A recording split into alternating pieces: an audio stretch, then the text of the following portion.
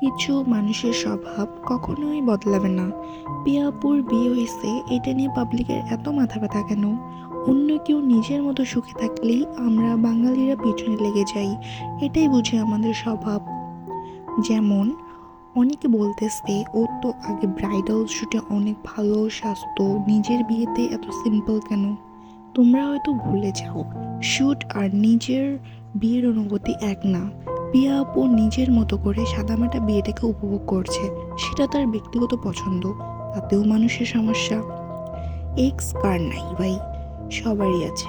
এখন যারা পিয়া আপুকে নিয়ে জেলাস ফিল করে অথবা যারা নিজের পেজে ভিউজ বাড়াইতে যাচ্ছে, তার জন্য পিয়া আপুর এক্সের পিক সামনে নিয়ে আসে তাকে অপমান করতেছে। সবশেষে একটাই কথা বলবো, জীবনে যাই করেন না কেন কখনো কারো মনের মতো হইতে পারবেন না। আর কি দরকার অন্যের মন খারাপের কারণ হওয়ার? তাই নিজের জীবন গুছান, অন্যের জীবন নিয়ে মাতামাতি বাদ দেন।